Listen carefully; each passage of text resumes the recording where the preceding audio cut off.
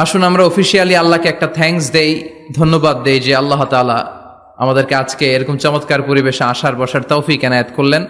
আমরা পড়ে নিচ্ছি কালিমাতুশ শুকুর, আলহামদুলিল্লাহ। আলহামদুলিল্লাহ। সবাই পড়েন রব্বানা লাকাল হামদ, রব্বানা লাকাল হামদ, হামদান কাসীরান হামদান কাসীরান, তাইয়িবান তাইয়িবান, মুবারাকান ফীহি, মুবারাকান ফীহি, ইয়া রাব্বি ইয়া রাব্বি, লাকাল হামদু লাকাল হামদু, কামা ইয়ানবাগি কামা ইয়ানবাগি, লিজালালি ওয়াজহিকা লিজালালি ওয়াজহিকা, ওয়া আযীমি সুলতানিকা। ওয়া আযীমি সুলতান, লাকাল হামদু বিল ঈমান, লাকাল হামদু বিল ঈমান, লাকাল হামদু বিল ইসলাম, লাকাল হামদু বিল ইসলাম, লাকাল হামদু বিল কুরআন। লাকাল হামদু বিল কুরআন। আজকের মাহফিলে এসে খুশি না বেজার? খুশি, কম না বেশি? বেশি সবাই খুশি? খুশি। তাকবীর পড়েন, আল্লাহর একটা ডাক দেন, বলেন ইয়া আল্লাহ। ইয়া আল্লাহ, আর জোরে ডাক দেন, ইয়া আল্লাহ। আমরা বাংলাদেশে মনে করি জুমার দিন শেষে যে রাতটা ওইটা মনে হয় জুমার রাত, আসলে ওইটা শনিবারের রাত।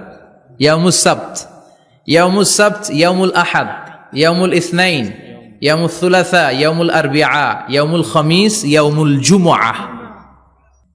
এই হচ্ছে 7 দিনের আরবি নাম। তা আজকে হচ্ছে ইয়াউমুল খামিস। এদিনে বিশ্বনবী রোজা রাখতেন, সোমবার বৃহস্পতিবার রোজা রাখবেন।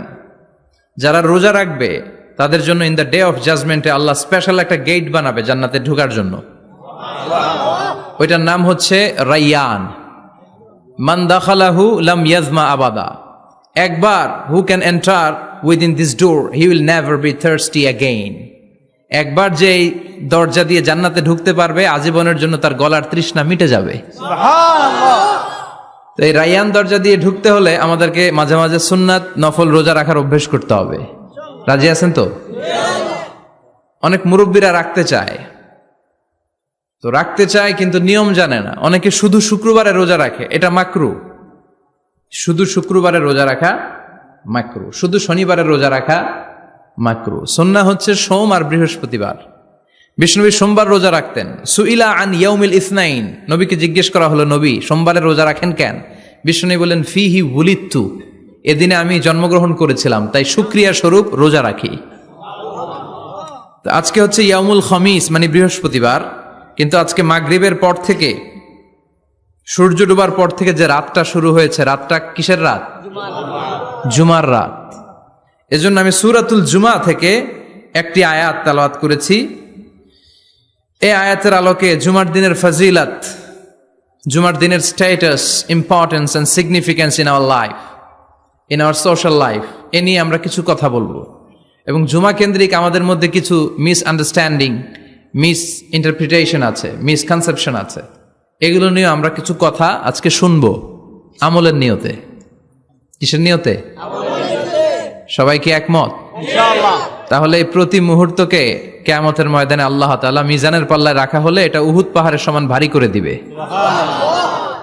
আর যদি আমলের নিয়ত না থাকে 1 ঘন্টা 1.5 ঘন্টা চলে যাবে, আমল নামায় এটার কোনো ওজনই হবে না। এজন্য যারা আসছেন সবাই শুরুতে নিয়ত খালেস করে নেন যে যতক্ষণ শুনবো আমলের নিয়তে শুনবো।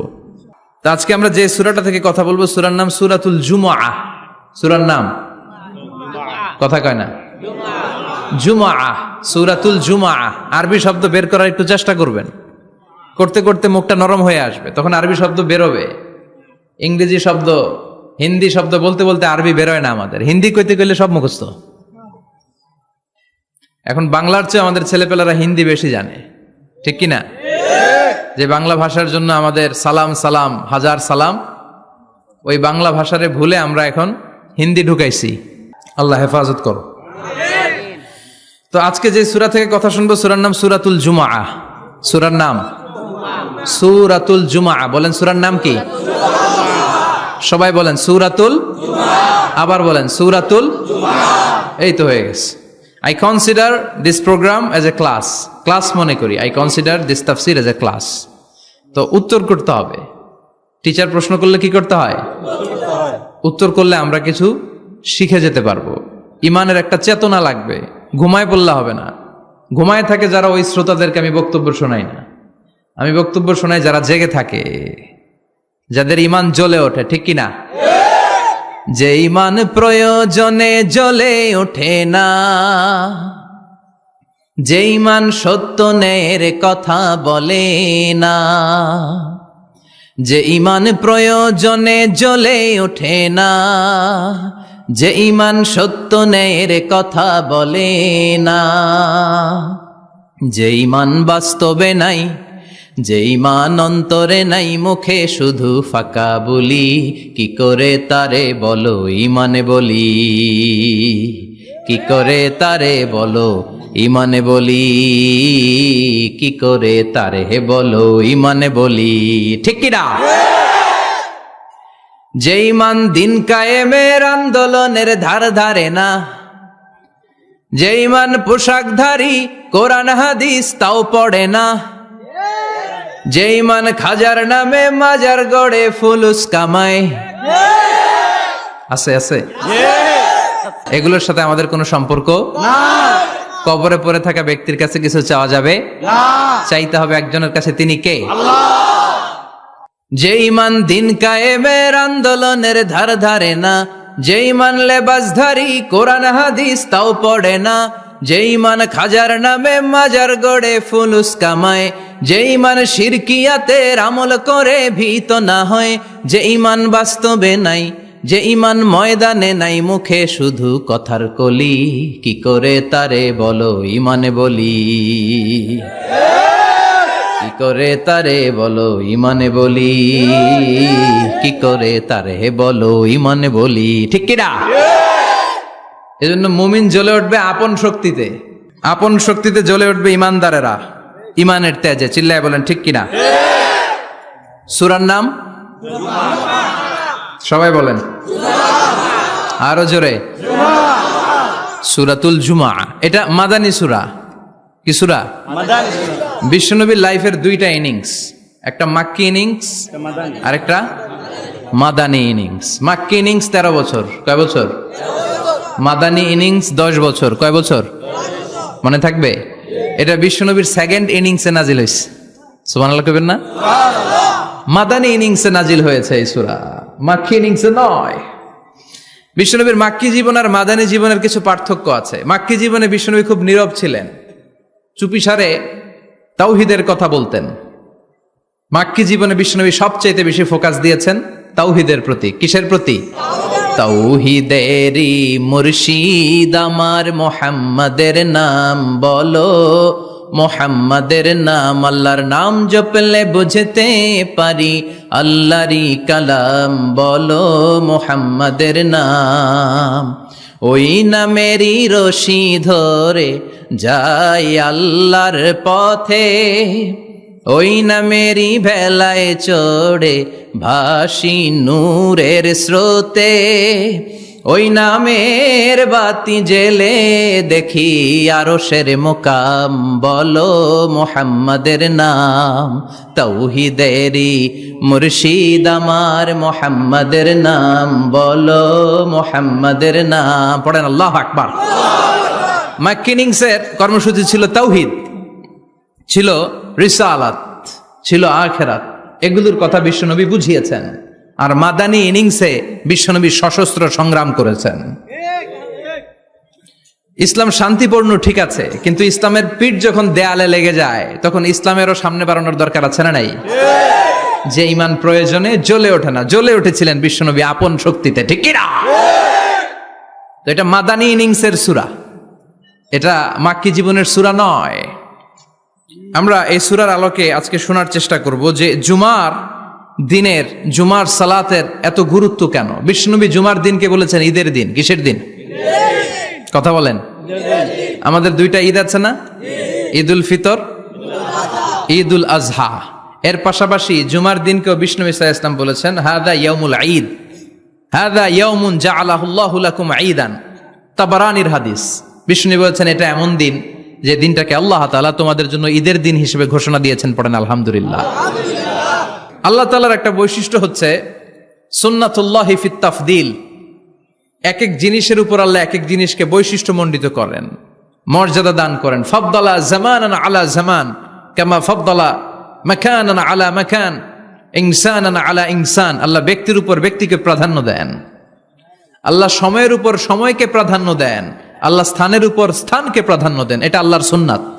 এটা আল্লাহর কি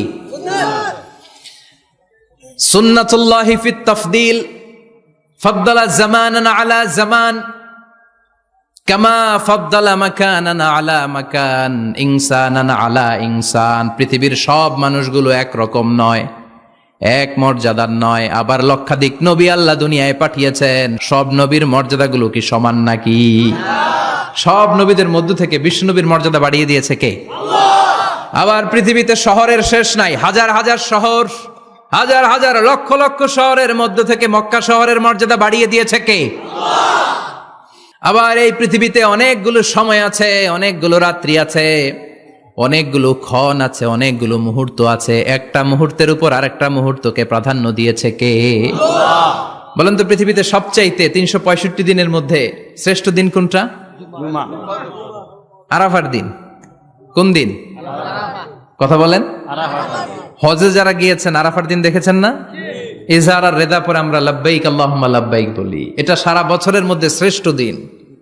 আল আরাফা আল হাজ্জু আরাফা, আরাফাটাই হজ। কেউ যদি আরাফার দিনে থাকতে পারে তার হজ হয়ে গেছে, আলহামদুলিল্লাহ কোন। আলহামদুলিল্লাহ। আর হজে সব করেছে, আরাফা করে নাই, হজ হবে না। কথা বলেন, হজ হবে না।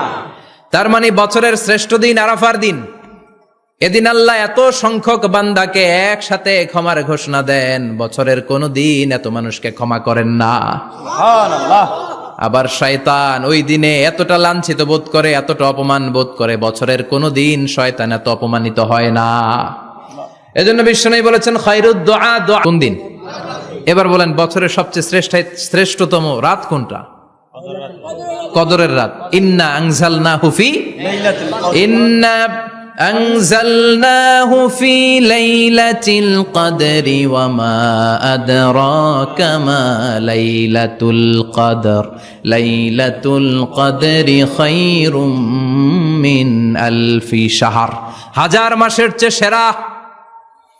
ওই রাতে আবাদত করলে, হাজার মাস যাবত আবাদত করলে যেই সওয়াব, ওই পরিমাণ সওয়াব আমলনামায় তুলে দিবে কে?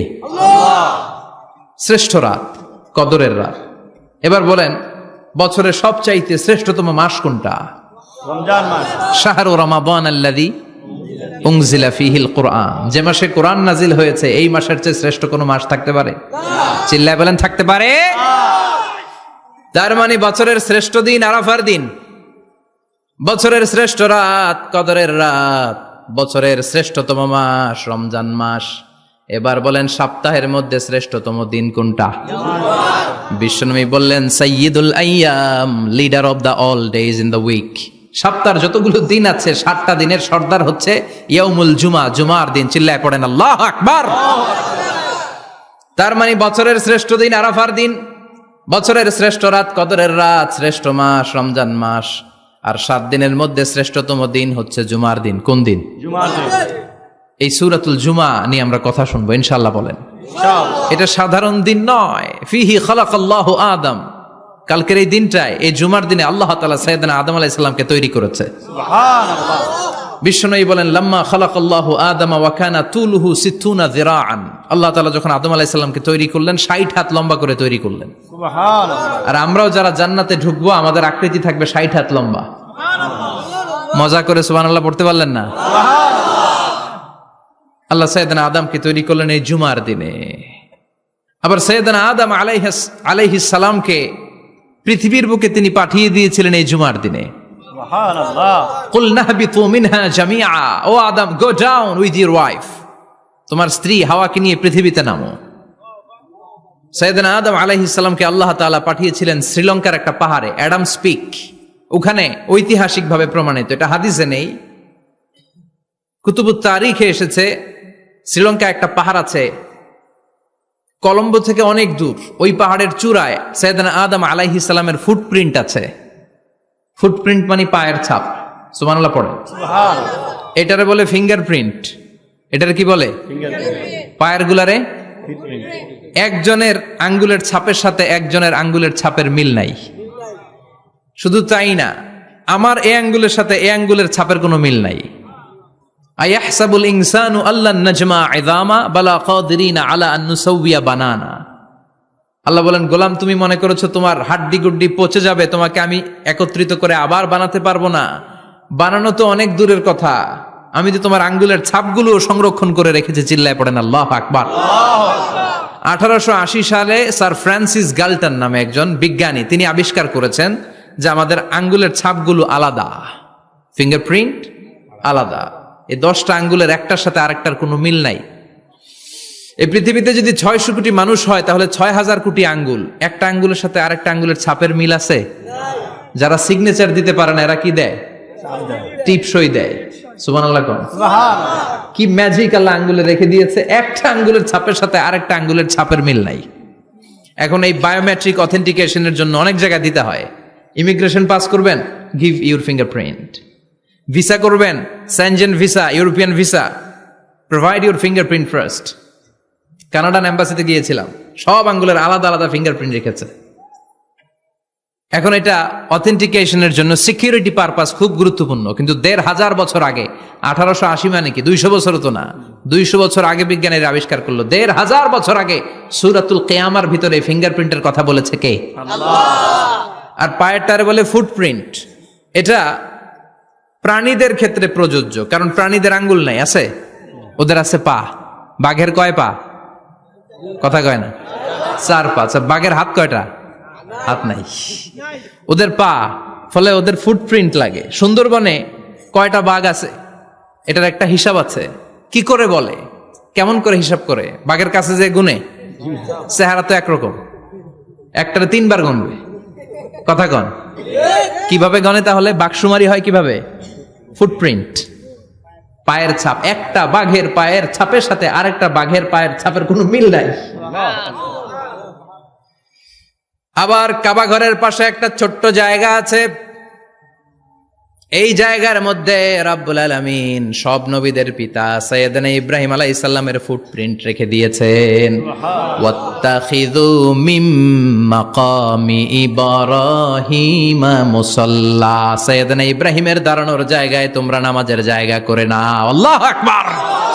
সাইয়েদনা ইব্রাহিম আলাইহিস সালামের পায়ের ছাপ আছে কিন্তু মাকাম ইব্রাহিমে, আর সাইয়েদনা আদম আলাইহিস সালামের পায়ের ছাপ আছে অ্যাডামস পিকে, শ্রীলঙ্কার ওই পাহাড়ে। তো যেদিন আদম আলাইহিস সালামকে আল্লাহ ওখানে পাঠিয়ে দিয়েছিলেন, ওই দিনটা ছিল জুমার দিন।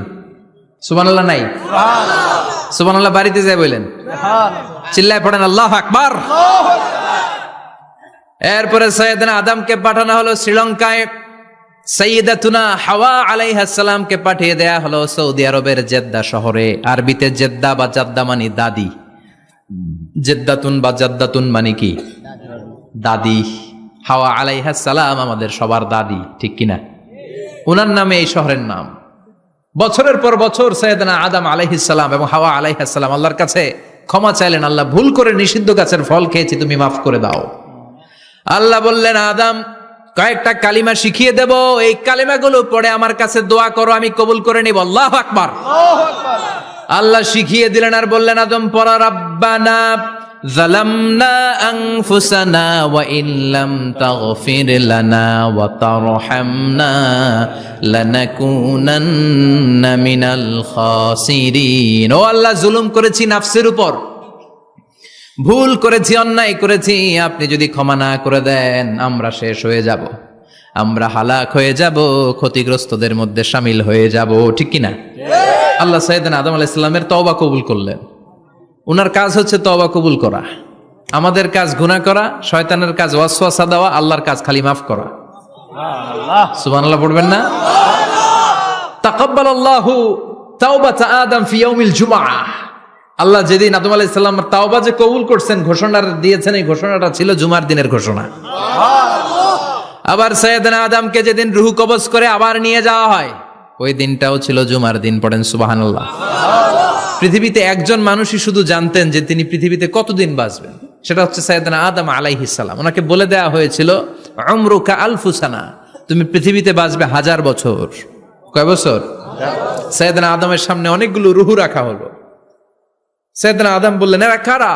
আল্লাহ বললেন, এরা হচ্ছে নাসালুক, তোমার বংশধর, পৃথিবীতে তোমার পর এরা পৃথিবীতে আসবে। সাইয়েদনা আদম বললেন, আল্লাহ ওই যে একটা রূহ দেখা যায়, এটার নাম কি? আল্লাহ বললেন, হাদা ইবনুকা দাউদ, এটা তোমার ছেলে দাউদ। সে দুনিয়াতে নবী হয়ে আসবে, তার ছেলে সুলাইমানও নবী হয়ে আসবে। সাইয়েদনা আদম বললেন, মাবুদ, আমার ছেলে দাউদের কত বছর হায়াত আপনি দিয়েছেন? আল্লাহ বললেন, 40 সানা, মাত্র 40 বছর, 4 ইয়ার্স। 40 বছর তোমার ছেলেটা বাঁচবে। ও আল্লাহ, আমি বাঁচবো কয় বছর? তুমি বাঁচবা 1000 বছর। সুবহানাল্লাহ। সাইয়েদনা আদম বললেন, মাবুদ, এত ফুটফুটে সুন্দর আমার ছেলে দাউদ, মাত্র 40 বছর দিলেন কেন? জিদ মিন উমরিহি, বাড়ায়া দেন। কি করেন? সুপারিশ করতেছে পোলার লাইগা। কে? বাবা। আল্লাহ আপনি বাড়ায়া দেন। আল্লাহকে বাড়ানো যাবে না, লেখা হয়ে গেছে। রুফিআতিল আকলাম ওয়া জাফফাতিস সুহুফ, কলম তুলে নেওয়া হয়েছে আর কালি শুকায় গেছে, আর কিছু করা যাবে না। সাইয়েদনা আদম বললেন, মাবুদ, আমার 1000 বছর কেন দিলেন? আমার এই সুন্দর ফুটফুটে ছেলেটারে মাত্র শুধুমাত্র 40 বছর কেন দিলেন? ও মাবুদ, আমার 1000 বছরের দরকার নাই, আমার 1000 বছর থেকে 60 বছর আমি আমার ছেলেরে দিয়ে দিলাম। দাউদ আলাইহিস সালাম বাঁচবে 40 বছর, তো বাপ আদম যদি আরো 60 দেয়, 40 আর 60 মিলে কত হয়? 100। ভালো হিসাব বোঝে এরা, 100। আর আদম আলাইহিস সালাম পেয়েছিলেন 1000 বছর, 60 কমে গেলে রইল কত? 940 বছর পৃথিবীতে থাকার পরে মালাকুল মাউত চলে এসেছে। কারণ এটা on time, the death will come on time, it never late, কখনো দেরি হয় না। আল্লাহ বললেন, লিকুল্লি উম্মাতিন আজালুন ফাইযা জাআ আজালুহুম লা ইস্তাখিরুনা সাআতান ওয়া লা ইস্তাকদিমুন। মৃত্যুর একটা নির্ধারিত সময় আমি বেঁধে দিয়েছি, অন টাইম। অন টাইমেই চলে আসে, 1 সেকেন্ড আগেও আসবে না, 1 সেকেন্ড পরেও আসবে না। 940 বছর বয়সে মালাকুল মাউত এসে হাজির, এসে বলল, জিইতু আন আকবাদা রূহাক, রূহ কবজ করতে আসছি। আদম আলাইহিস সালাম বললেন, রূহ কবজ করতে আসছো মানে? আমি বাঁচবো তো 1000 বছর। কয় বছর? মালাকুল মাউত বললেন, না না, ওই যে আগের কথা স্মরণ করেন, আপনি 60 বছর দিয়ে দিয়েছিলেন। কয় না, আমি দেই নাই, আমি আরো বাঁচুম, আরো 60 বছর পাওনা আছি, আমি দেই নাই। মালাকুল মাউত বললেন, আপনি দিয়েছেন? আদম বলে, দেই নাই। মালাকুল মাউত বলে, আল্লাহ ঘটনা দেখেন, দিয়া কয় দেই নাই। আল্লাহ কয়, থাক, কথা কইস না, আয়া পর। সুবহানাল্লাহ পড়েন। নাসিয়া আদম ফানাসিয়া বানু, ভুলে গেছেন উনি। আমরা ভুলে যাই, আমরা খেয়ে বলছি খাই নাই, নিছিলাম পকেটে, কয় নেই নাই। এরকম ডাকাইত আছে না নাই? নাসিয়া আদম ফানাসিয়া বানু, বিশ্বনবী বললেন, আদম ভুলেছে তো তার সন্তানরাও ভুলে যায়। জাহাদা আদম ফাজাহাদা যুররিয়াতু, আদম অস্বীকার করেছে, তার সন্তানরাও অস্বীকার করে। সেদিন থেকে আল কিতাব ওয়া শুহুদ, মানে লিখে রাখার সিস্টেম আর সাক্ষীর সিস্টেম চালু হয়েছে। সুবহানাল্লাহ পড়েন। সুবহানাল্লাহ। 940 বছর বয়সে মালাকুল মাউত এসে আদম আলাইহিস সালামের রূহ নিতে পারে নাই। উনি 1000 বছর যখন হয়েছে তখন এসে সাইয়েদনা আদম আলাইহিস সালামের রূহ কবজ করেছে। যেই দিন পৃথিবীর প্রথম মানব, প্রথম নবীর রূহ মালাকুল মাউত দুনিয়া এসে কবজ করেছে, ওই দিনটাও ছিল জুমাবার। সুবহানাল্লাহ, আল্লাহু আকবার।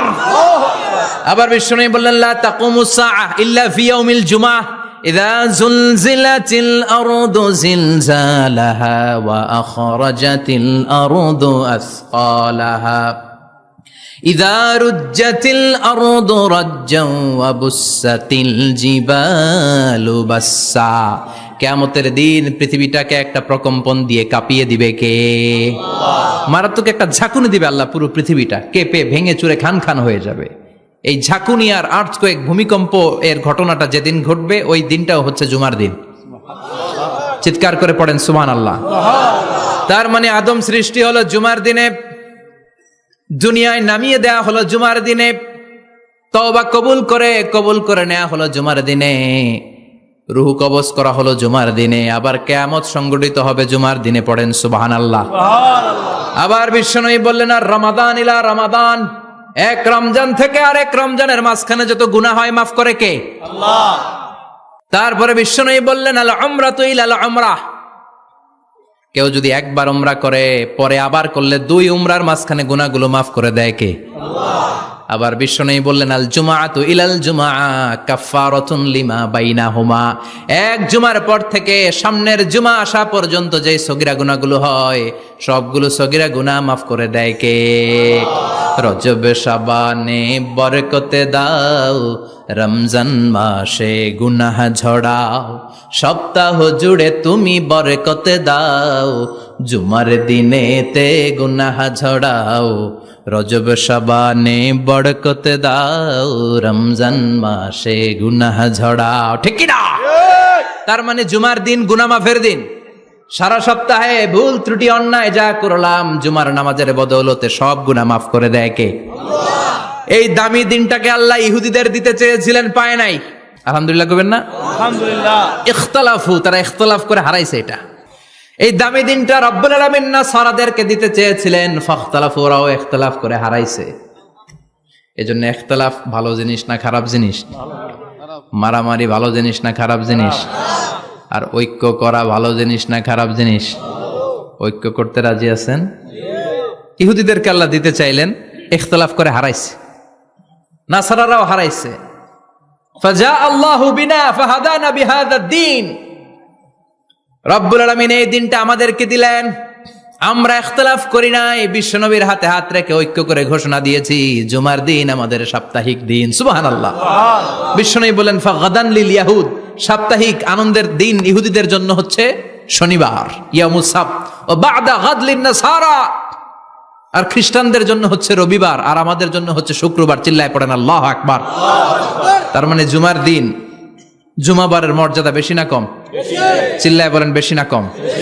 জুমার দিন সকালবেলা ফজরের নামাজের পর থেকে ফেরেশতারা যতগুলো মসজিদে জুমা অনুষ্ঠিত হয়, ওই মসজিদে ঢোকার প্রতিটা দরজার মধ্যে দাঁড়িয়ে থাকে।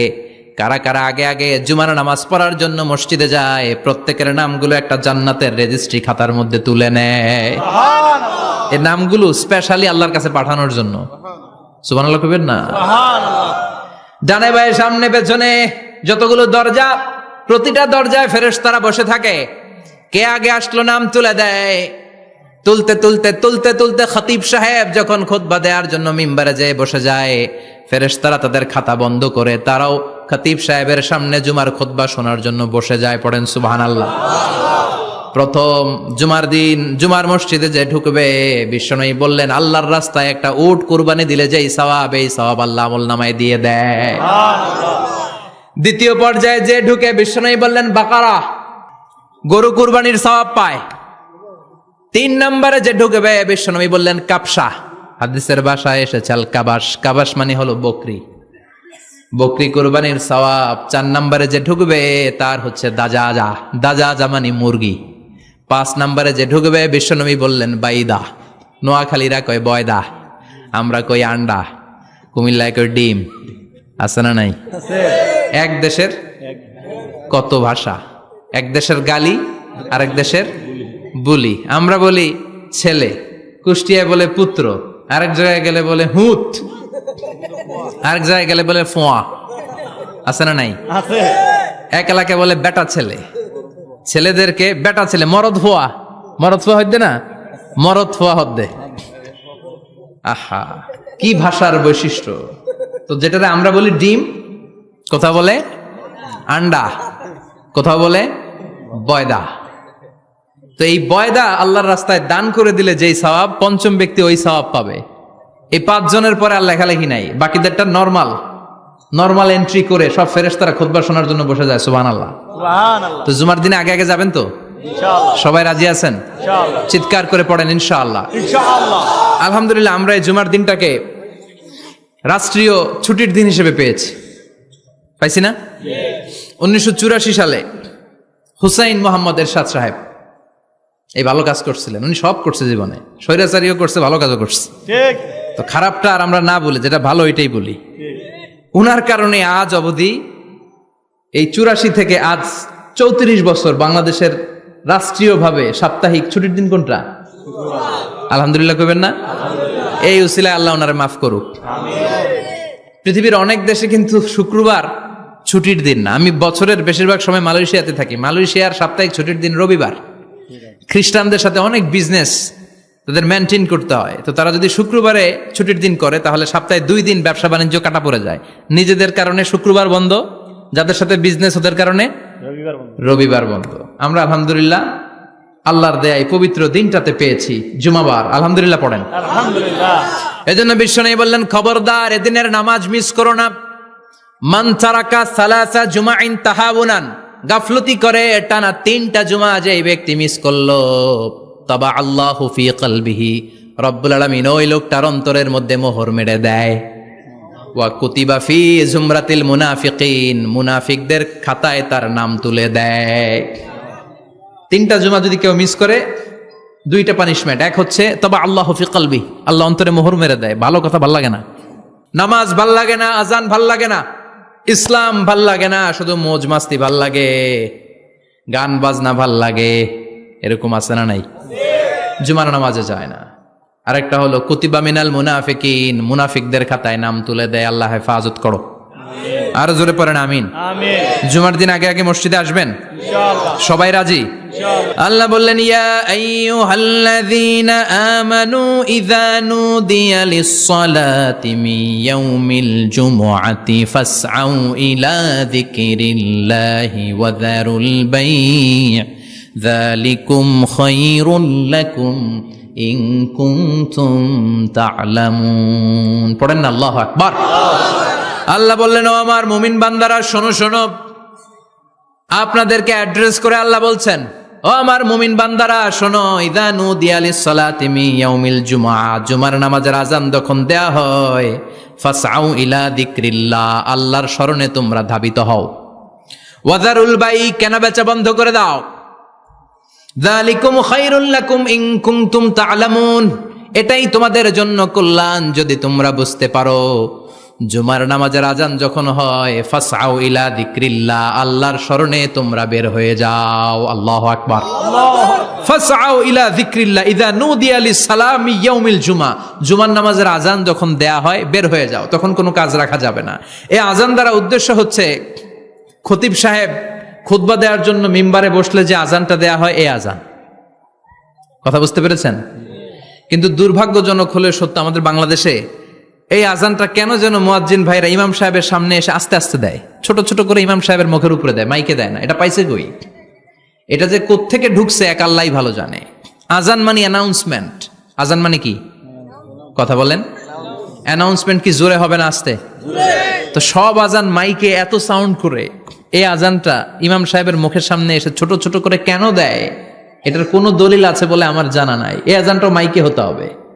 আমি পৃথিবীর যত দেশ ঘুরেছি, অনেক বড় বড় মসজিদে আমি জুমার সালাত পড়েছি, সব জায়গায় মক্কাতুল মুকাররমা সহ মসজিদে নববী সহ সব জায়গায় খতিব সাহেব জুমার মিম্বারে বসার পরে যে আজানটা দেয়া হয়, এটাও অন্যান্য আজানের মতো মাইকে দেয়া হয়।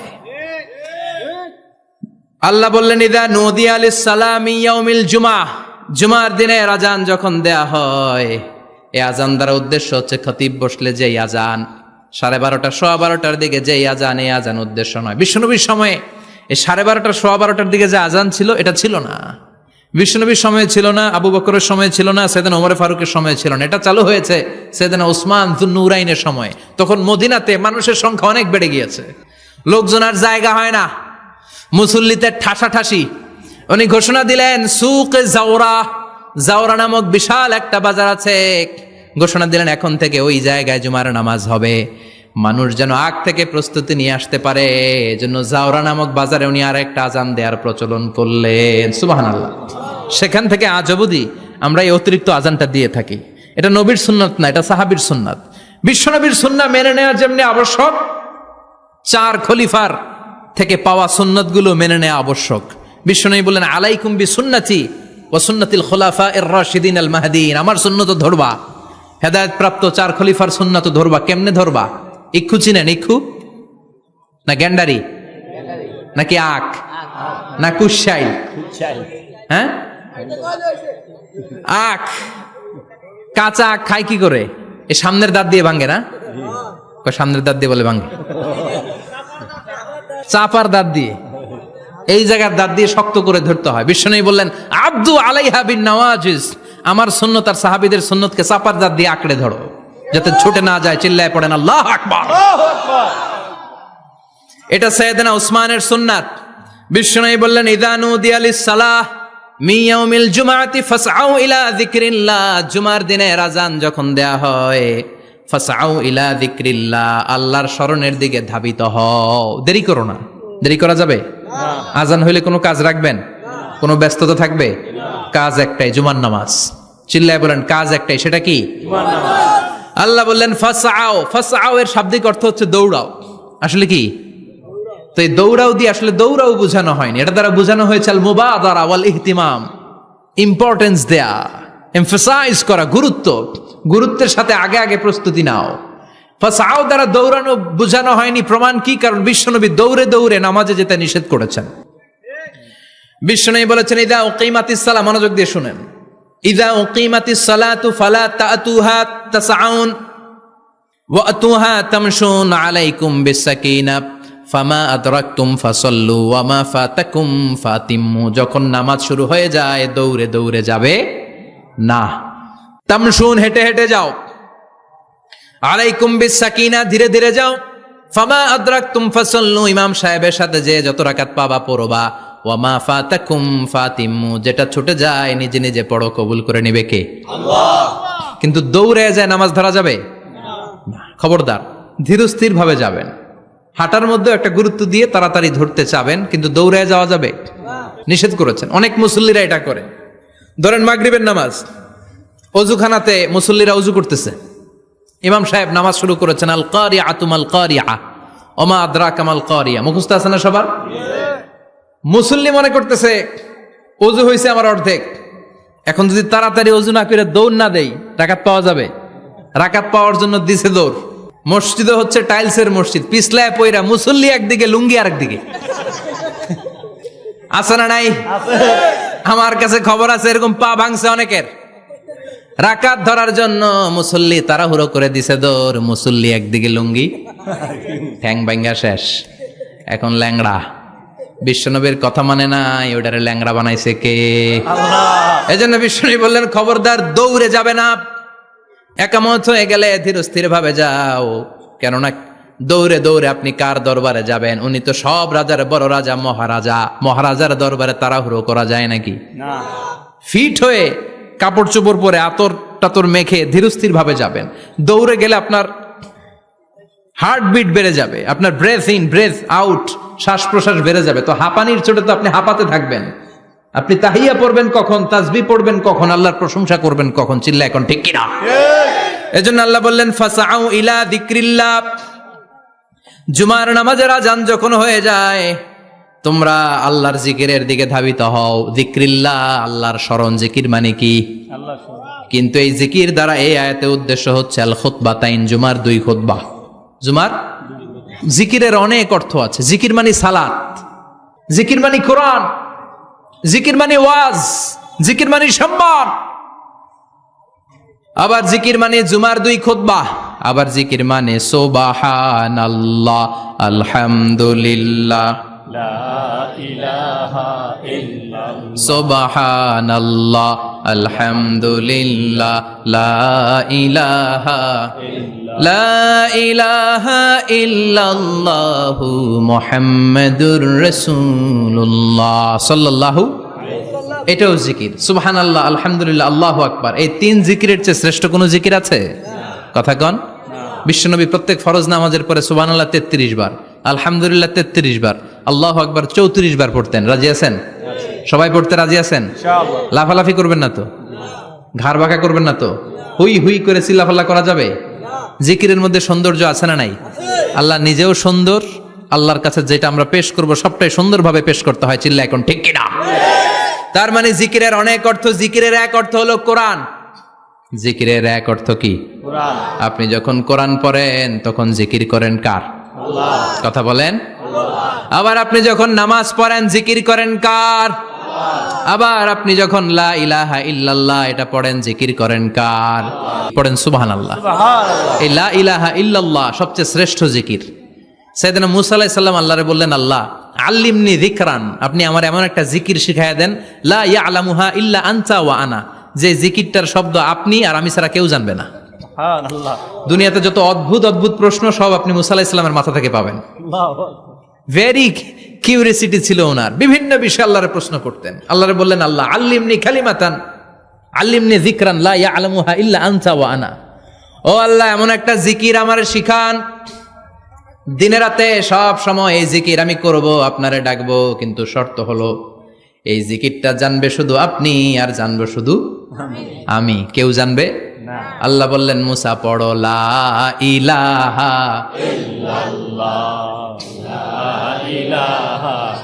লা ইলাহা ইল্লাল্লাহু মুহাম্মাদুর রাসূলুল্লাহ সাল্লাল্লাহু।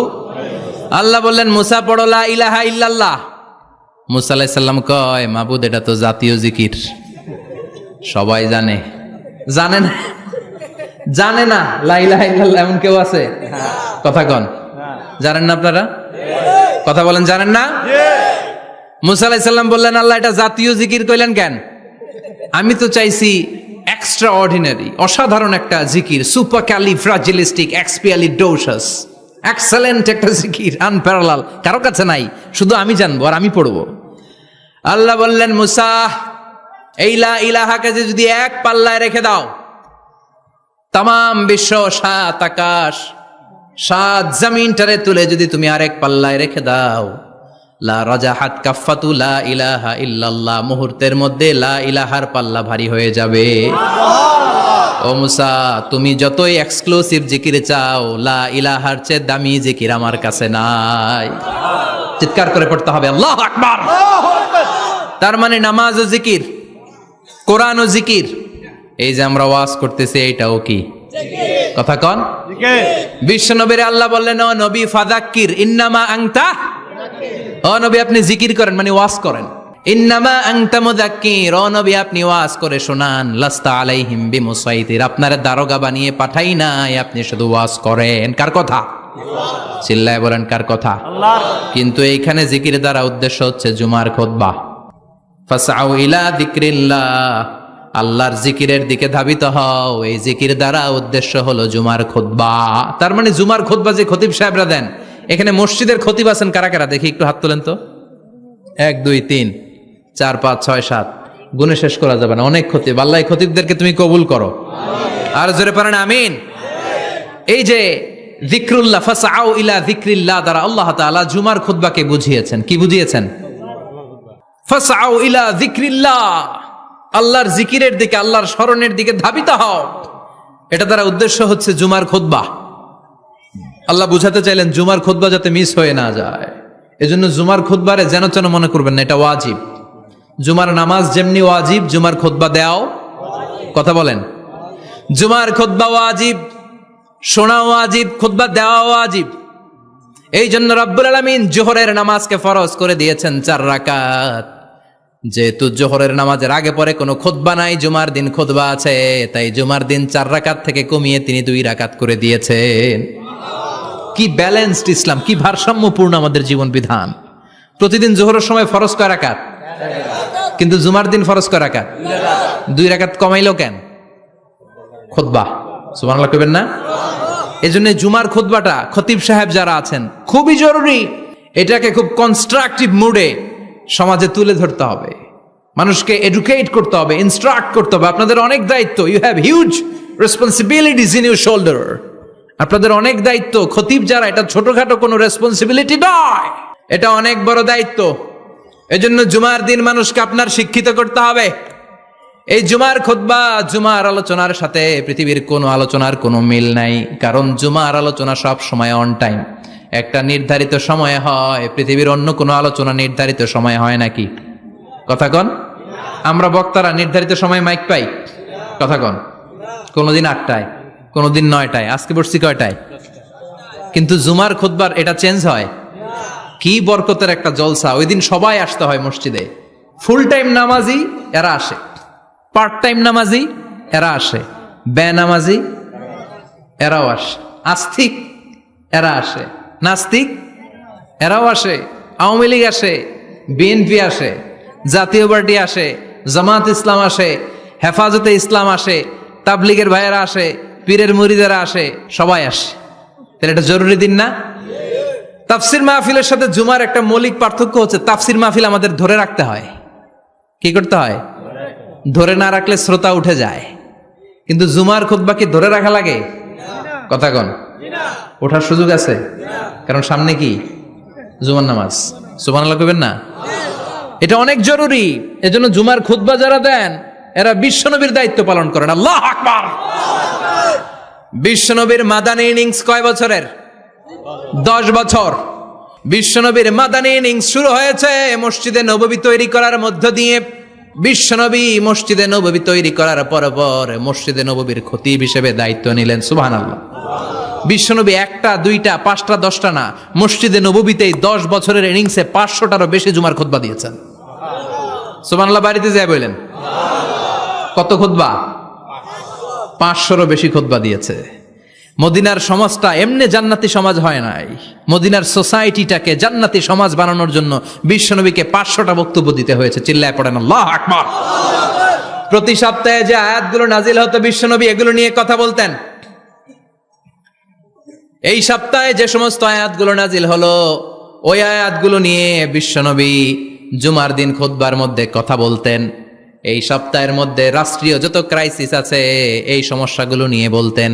এই সপ্তাহে সমাজের মধ্যে বড় বড় যত ঘটনাগুলো ঘটে গেল এগুলো নিয়ে বিশ্বনবী জুমার দিন কথা বলতেন। সুবহানাল্লাহ। এজন্য খতিব যারা আছেন জুমার আলোচনাটা অনেক কনস্ট্রাকটিভ, ফ্রুটফুল হতে হবে, কোরআনের আলোকে হতে হবে। বিশ্বনবী জুমার খুতবা দিচ্ছেন, হঠাৎ বিশ্বনবী দেখলেন হাসান আর হুসাইন লাল 2টা জামা পরে জুমার মসজিদের মধ্যে ঢুকে একবার কাতারের এইদিকে দৌড় মারে আরেকবার ওইদিকে দৌড় মারে। ছোট বাচ্চাদের এরকম দৌড়াদৌড়ি আছে না নাই?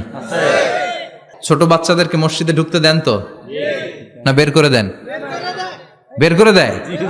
সর্বনাশ।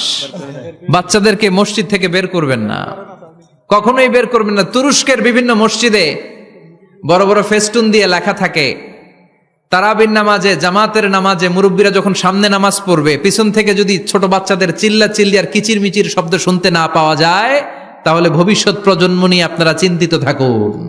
পিছনে যদি বাচ্চাদের হই হুল্লোড় না থাকে, চিল্লা ফাল্লা না থাকে, তার মানে নেক্সট জেনারেশন এগুলো মুসল্লি হবে না, এগুলো হবে ডাকাত।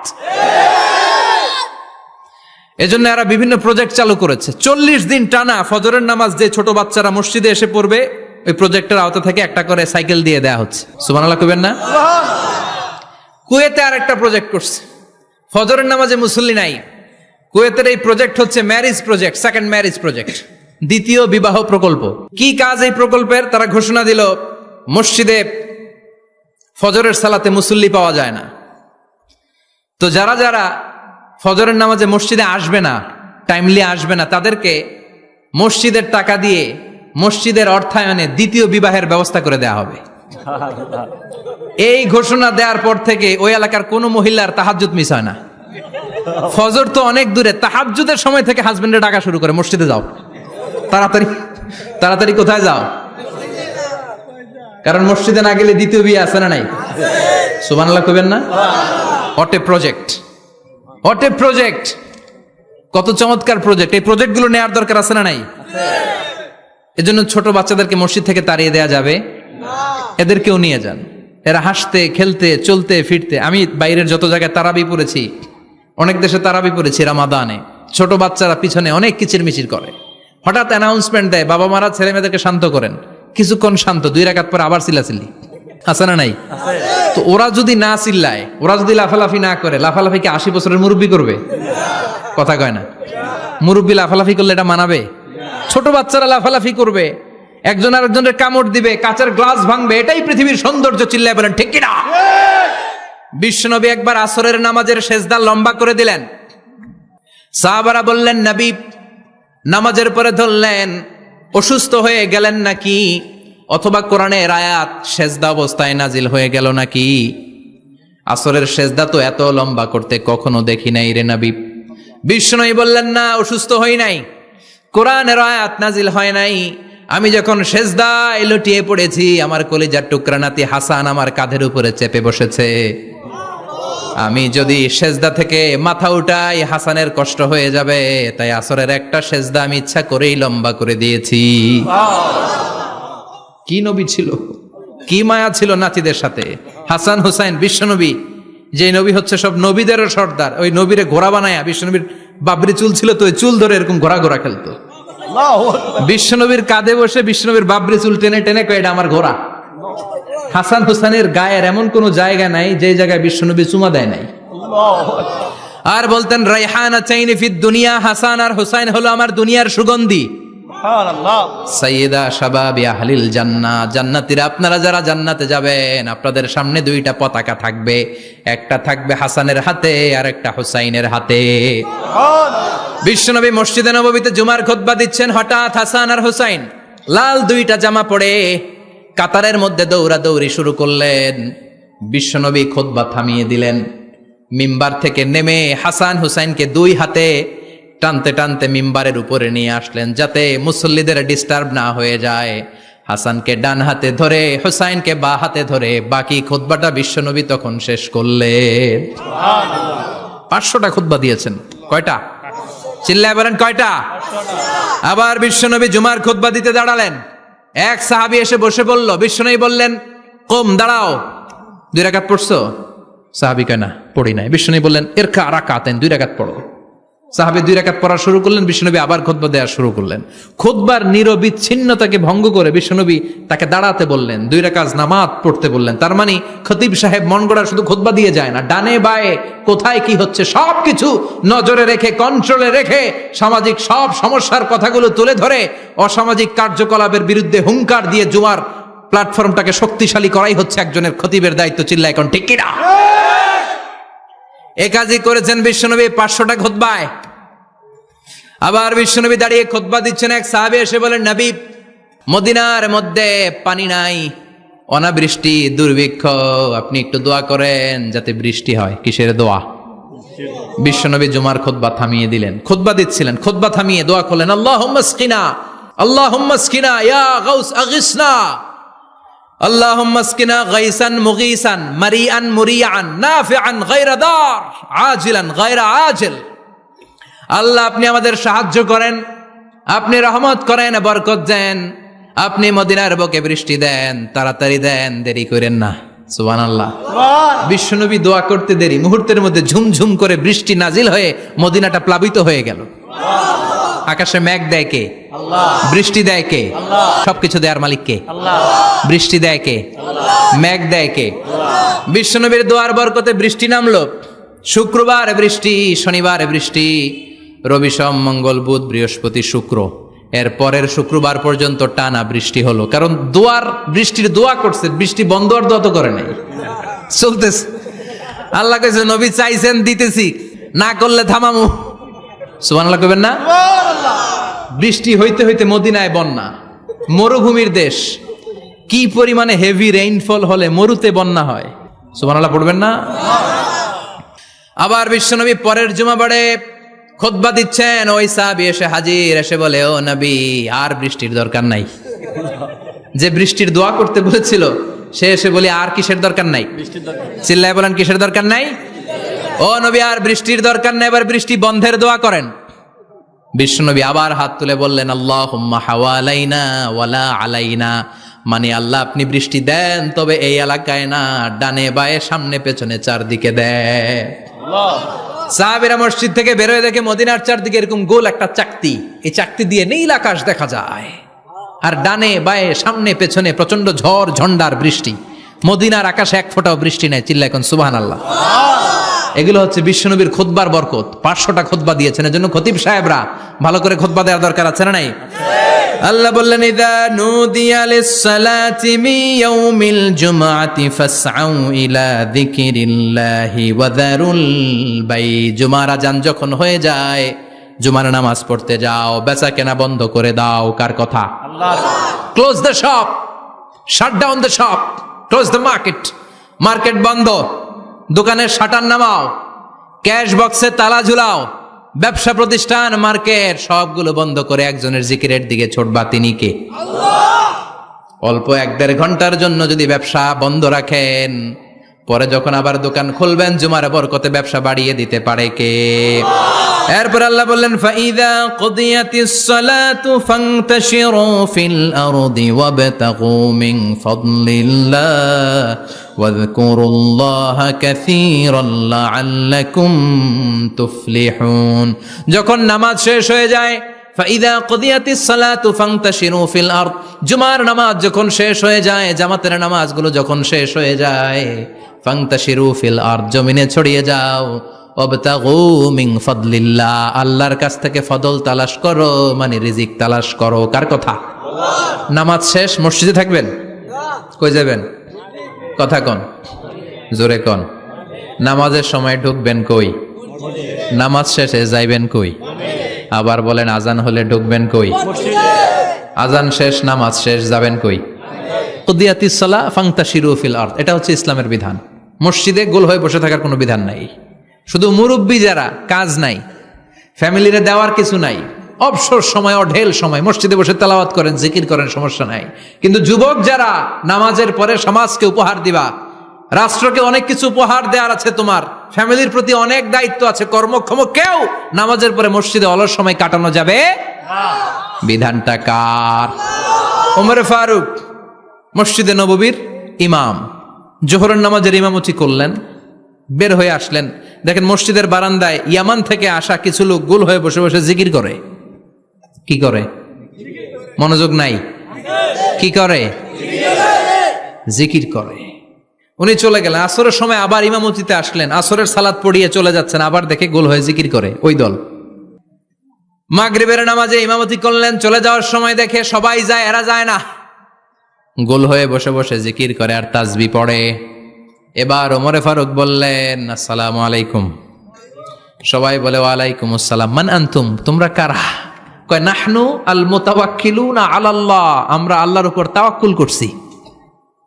তো তাওয়াক্কুল করে যে বসে আছো, তোমাদের ফ্যামিলি নাই, ছেলে মেয়ে নাই, দায় দায়িত্ব নাই, সমাজকে উপহার দেওয়ার মতো কিছু নাই, আর তোমরা যে বসে আছো 3টা বেলা, খাইলা কোত্থেকে? না রোজাদার। ইয়ামানি লোকগুলো বলে, না রোজা রাখি নাই, খাইছি। ওমর বলল, বড় আল্লাহর ওলি খানা করতে আইছে। আমাদের জিকির আর বুজুর্গি দেখে আশেপাশের লোকজন খানা দিয়া গেছে। ওমরে ফারুক বলে, তাইলে তো তোমরা মিথ্যাবাদী, তোমরা মুতাওয়াক্কিলুনা আলাল্লাহ নও, তোমরা আল্লাহর উপর তাওয়াক্কুল করনি, তোমরা হচ্ছে আল মুতাওয়াক্কিলুনা বা'দুকুম বা'দা, একে অপরের উপর নির্ভরশীল। যারা খানা দিয়ে যায় এদের উপর তোমরা নির্ভরশীল। তোমরা জিকির করার তাকায় থাকো, বাটি আসে কোন দিক দিয়া? খাবারের প্লেট আসে কোন দিক দিয়া? জোরে কোন, ঠিক কিনা? আল্লাহর উপর তাওয়াক্কুল এটা নয়। আনতুমুল মুতাওয়াক্কিলুন বা'দুকুম বা'দা, এখনই মসজিদ থেকে বের হয়ে যাও। এরপরে কোনদিন নামাজের পর গোল হয়ে বসে থাকতে দেখলে পিটায়া মসজিদ থেকে তাড়াবো। এটা হচ্ছে ইসলামের বিধান। চিল্লা এখন, ঠিক কিনা? ফান্তাশিরু ফিল আরদ, নামাজের পরে কৃষক চলে যাবে মাঠে, ব্যবসায়ী চলে যাবে শপিং মলে, মেম্বার অব দ্য পার্লামেন্ট চলে যাবে সংসদে, সেনা সদস্যরা ঢুকে যাবে ক্যান্টনমেন্টে। চিল্লা এখন, ঠিক কিনা? যার যেখানে দায়িত্ব পালন করার জন্য ছোট, মসজিদে বসে থাকা যাবে? কোন যুবক মানুষ, কর্মক্ষম মানুষ নামাজের পরে মসজিদে বসে বসে জিকির করা যাবে? নামাজে তো সবচেয়ে বড় জিকির, কামাই করা লাগবে না? মেয়ে কোথায় গেল, ছেলে কোথায় গেল, ফ্যামিলির খোঁজ খবর নেওয়ার দরকার আছে না নাই? চিল্লাবেন, আছে না নাই? এরপর আল্লাহ বললেন, ওয়াইদা রাআউ তিজারাতান আও লাহওয়ান ফাদ্দু ইলাইহা ওয়া তারাকুকা কাইমা। ও নবী, সাহাবারা কাফেলার পণ্যের লোভে, কাফেলার পণ্য এসেছে মদিনায় শুনে আপনারে জুমার মিম্বারের মধ্যে দাঁড় করিয়ে রেখে সবাই চলে যায়। এটা ঠিক করে নাই। আমার কাছে এমন রিজিক আছে যেটা কখনো ফুরাবে না, ঠিক কিনা? এই আয়াতটা বুঝতে হলে 2 মিনিট খুব মনোযোগ দিয়ে কানগুলো খরগোশের মতো খাড়া করে ফেলেন, কিন্তু খুব খাড়া কান করে শুনে, জানেন কানগুলো খরগোশের মতো খাড়া হয়েছে? মনোযোগ আছে? বিশ্বনবী সাল্লাল্লাহু আলাইহি ওয়াসাল্লাম মদিনাতে প্রথম যখন জুমার নামাজ পড়াতেন, তখন আগে জুমার 2 রাকাত পরে 2টা খুতবা দিতেন, ঈদের নামাজের মতো। ঈদের নামাজে আগে কি 2 রাকাত, পরে খুতবা। জুমার নামাজও ছিল এরকম, আগে 2 রাকাত নামাজ, পরে খুতবা। বিশ্বনবী আগে 2 রাকাত নামাজ পড়িয়ে খুতবা দিচ্ছেন, তখন মদিনায় দুর্ভিক্ষ, খাবার দাবার নাই।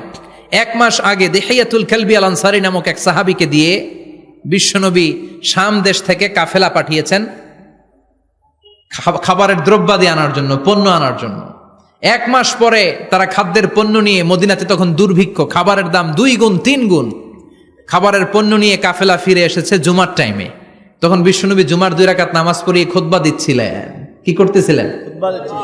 আর তখন নিয়ম ছিল, কোন শহরে কাফেলা ঢুকলে তারা তবলা বাজাতো, ঢোল বাজিয়ে দিত, ঢোলের আওয়াজ সবাই শুনে ওইখানে জড়ো হতো।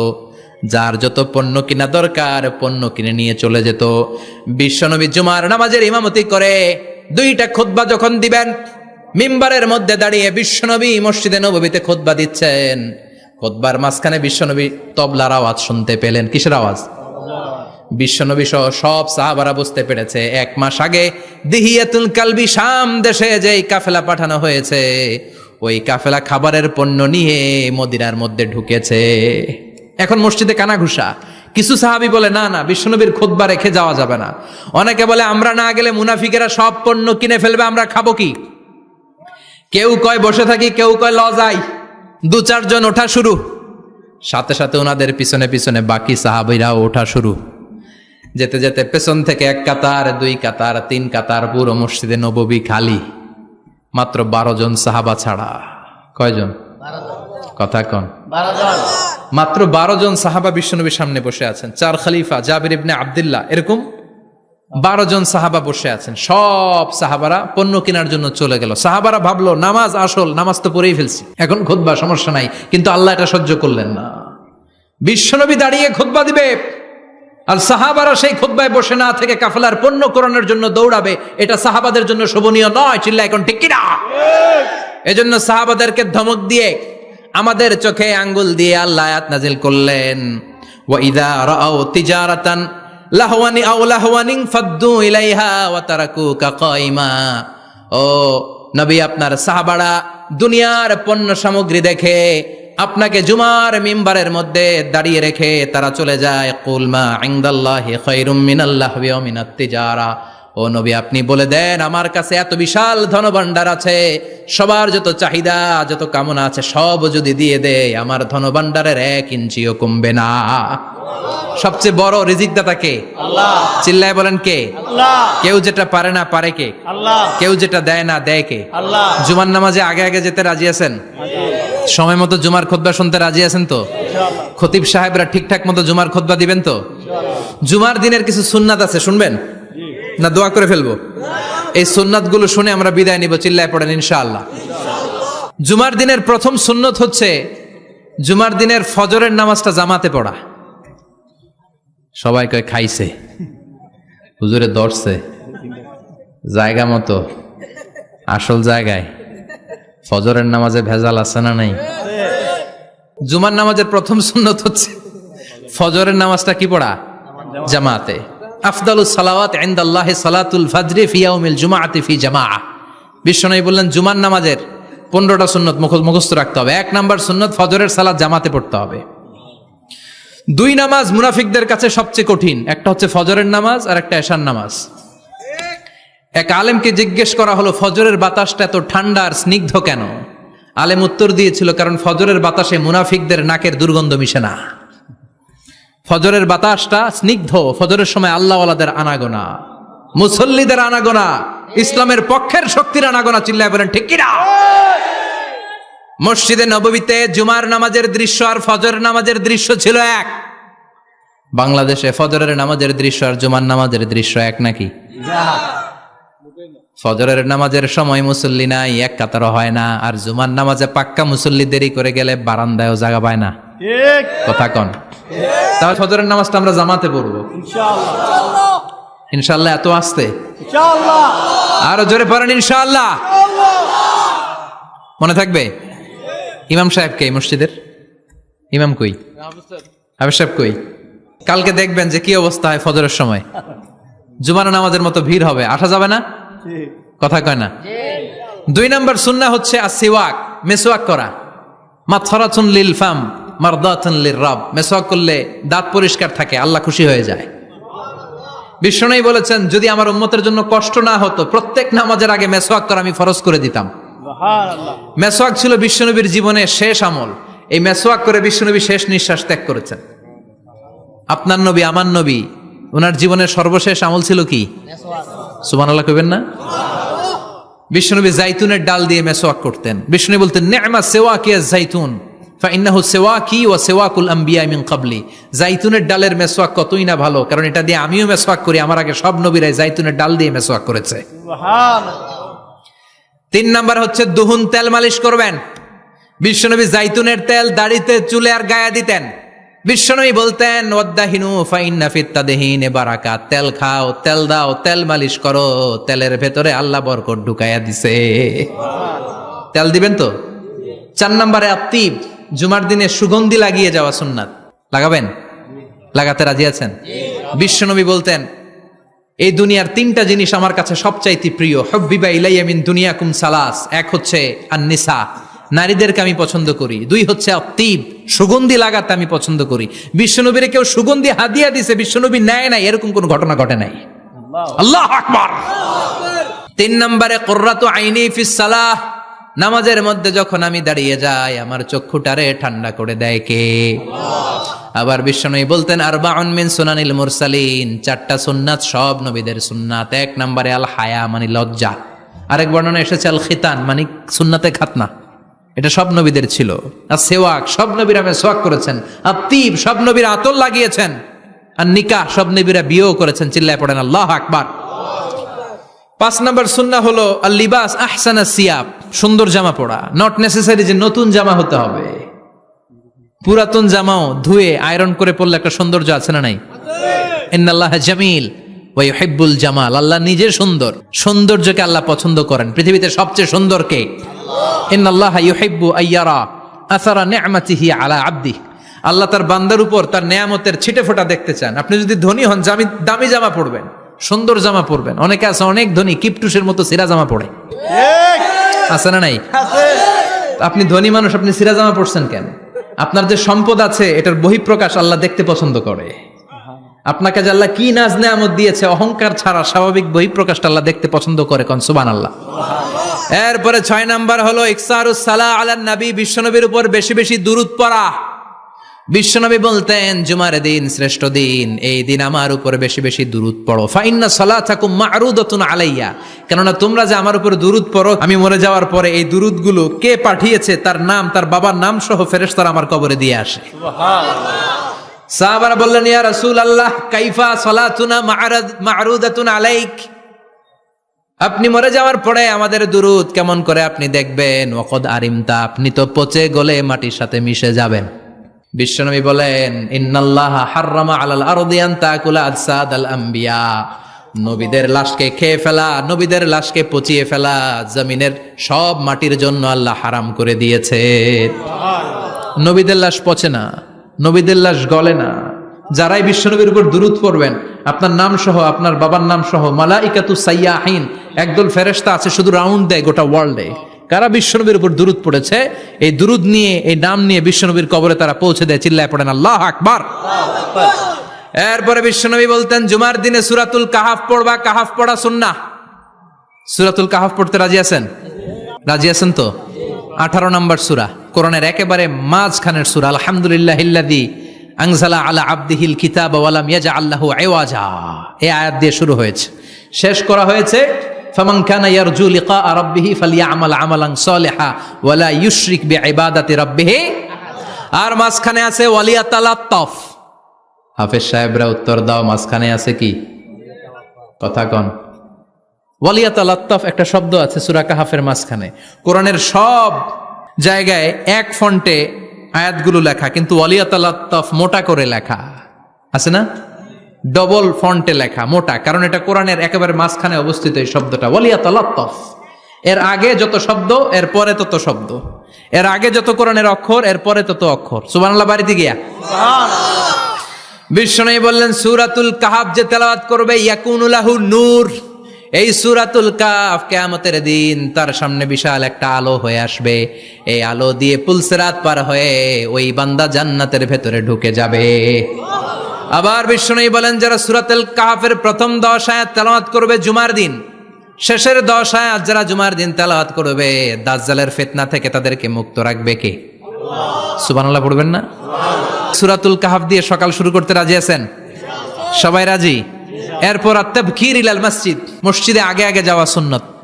আগে যিনি যাবে উনি কি পাবে? তারপরে গরু, তারপরে বকরি, তারপরে মুরগি, মুরগির পরে ডিম না আন্ডা?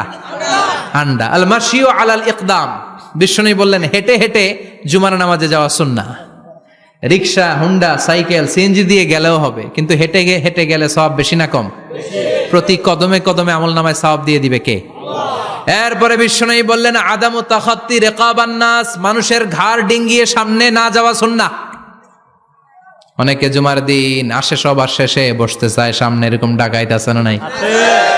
বিশ্বনবী জুমার খুতবা দিচ্ছেন, হঠাৎ এক সাহাবী সব সাহাবীর ঘাড় ডিঙ্গিয়ে ডিঙ্গিয়ে সামনে আসতেছে বুলেটের মতো। বিশ্বনবী বললেন থামো, এজেলেস বসো মিয়া, ফাকাদ আযাইতা ওয়া আনাইতা, আসছো দেরি করে আবার মুসল্লিদেরকেও কষ্ট দিচ্ছ। যেখানে জায়গা পাবেন ওইখানে বসবেন, মানুষের ঘাড় ডিঙ্গিয়ে সামনের কাতারে যাওয়া এটা ঠিক না। এজন্য জুমার দিন আগে আগে আসার চেষ্টা করবেন। রাজি আছেন তো? এরপরে বিশ্বনবী বললেন দুখুলুল মসজিদে রাকাতাইন, জুমার নামাজের দিন মসজিদে ঢোকার পরে 2 রাকাত পড়া সুন্নত। কয় রাকাত? রাজি আছেন?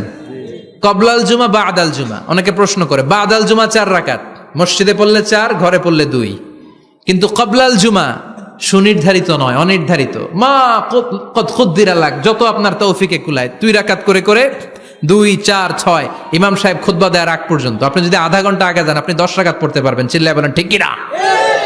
এরপরে বিশ্বনবী বলেন ইনসাত, চুপ থেকে খুতবা শুনবা। জুমার খুতবার সময় কথা বলা যাবে নাকি? কথা কন। বিশ্বনবী বললেন তোমার সামনে কেউ কথা বলতেছে, তুমি যদি বলো চুপ করো, এটাও তুমি খারাপ কাজ করছো। চুপ করো তোমার কইতে কইছে কি? চুপ করো বলে তুমি আরেকটা ভেজাল লাগাইছো। চিল্লায় বলেন ঠিক কিনা? তাহলে জুমার নামাজে কথা বলা যাবে না, কেউ কথা বললে চুপ করো এই কথাটাও বলতে বিশ্বনবী নিষেধ করেছেন। চিল্লায় বলেন ঠিক কিনা? এরপরে মজার একটা কথা বিশ্বনবী বলেছেন, জুমার নামাজ পড়তে যেয়ে যদি কারো ঘুম আসে জায়গা চেঞ্জ করে বসো। জুমার নামাজ পড়তে যেয়ে ঘুমান না, এরকম কে কে আছেন আল্লাহর ওলি? হাত তোলেন। হাত তুলতে পারবেন? আমিও তুলতে পারবো না, আমি কত ঘুমাইছি। জুমার খুতবা শুনতে গেলে ঘুমাস, কারণ রহমত নাজিল করে কে? পুরো মসজিদের ডানে বায়ে রহমতে ঠাসা, খালি ঘুম আর ঘুম। আছে না নাই? ঘুম আসলে কি করবেন? উঠে যাবেন, উঠে জায়গা চেঞ্জ করবেন, পানির ঝাপটা দিবেন, ঘুম দূর করে দিবে কে? এরপরে বিশ্বনবী বললেন জুমার দিন দোয়া করলে কবুল হয়। এমন একটা সময় আছে জুমার দিনে, ওই সময়ে যদি বান্দা আল্লাহর কাছে কিছু চায় সেটা না দিয়ে খালি হাতে আল্লাহ বান্দারে ফিরায়া দেয় না। সেটা কখন? অনেক ইখতিলাফ আছে, বেশিরভাগ মুহাদ্দিসিন বলেছেন জুমার দিন আসরের নামাজের পর থেকে মাগরিবের আগ পর্যন্ত, বিশেষ করে মাগরিবের আগের আধা ঘন্টা, এই সময় আল্লাহর কাছে বান্দা যদি কিছু চায় এই দোয়া আল্লাহ ফিরিয়ে দেয় না। এই 15টা সুন্নাত আমল করা যাবে তো? সবাই রাজি? জুমার খুতবা মনোযোগ দিয়ে শুনবো তো? আগে আগে আসবো তো? দোকানপাট বন্ধ করে জুমার নামাজের ভাবমূর্তি রক্ষা করবো তো? খতিব সাহেব যারা আছেন জুমার আলোচনাটাকে আরো কনস্ট্রাকটিভ ওয়েতে নেন, সব বন্ধ হবে, জুমা বন্ধ হবে। তাফসির মাহফিলে 144 ধারা আছে না নাই? জুমার মাহফিলে আছে। জুমার দিন 144 জারি করছে ওই মসজিদের জুমায়, কোনদিন শুনছেন? এজন্য জুমাটাকে আমাদেরকে কাজে লাগাতে হবে। আল্লাহ তুমি তৌফিক দাও। আরো জোরে পড়েন আমিন।